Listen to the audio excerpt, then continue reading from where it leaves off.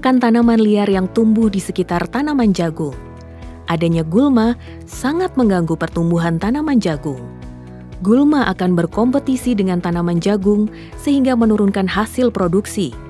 Selain itu, gulma juga salah satu penyebab hama dan penyakit. Meskipun saat persiapan lahan sudah dilakukan pembersihan, gulma bisa tumbuh kembali sehingga perlu dibersihkan lagi. Hal ini bisa dilakukan saat jagung berumur 3-4 minggu. Selain membersihkan secara manual, dapat juga dengan menggunakan herbisida selektif berbahan aktif nikosulfuron atau campuran mesotrion dan atrasin. Perlu diperhatikan bahwa pembasmian gulma setelah jagung tumbuh perlu menggunakan herbisida selektif, yaitu herbisida yang hanya membasmi gulma sasaran tanpa meracuni tanaman jagung.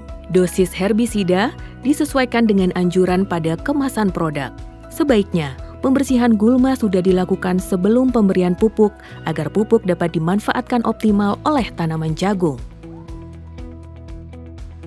Sebagian besar tanah di NTT kekurangan nitrogen. Penyebabnya adalah kondisi wilayah NTT yang cenderung kering, panas, sehingga memicu hilangnya nitrogen dalam tanah.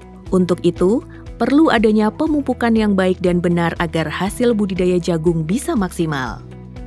Pada tahapan persiapan lahan, telah dijelaskan bahwa penambahan bahan organik kompos dapat meningkatkan kesuburan tanah.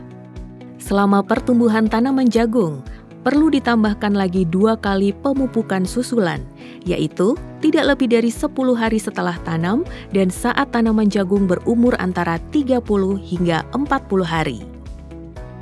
NTT memiliki kondisi kering dan suhu yang relatif tinggi, sehingga memerlukan banyak pupuk urea untuk menambahkan nitrogen.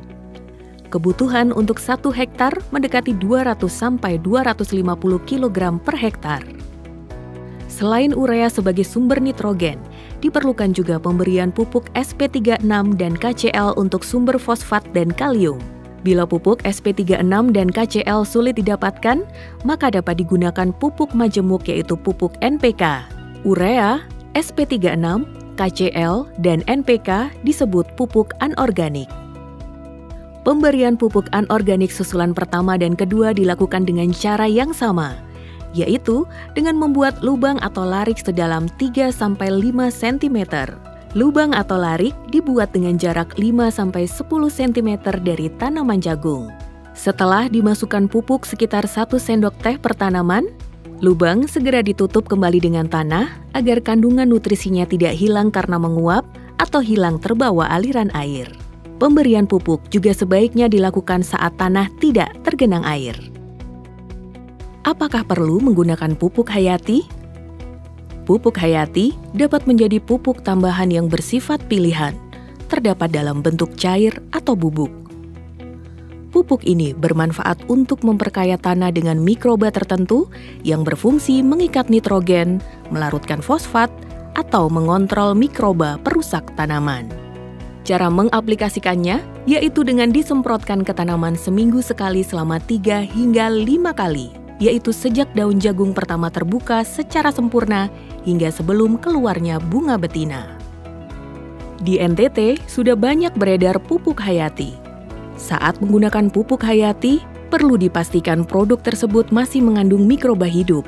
Oleh karena itu, penyemprotan pupuk hayati tidak dapat dicampurkan dengan penyemprotan pestisida.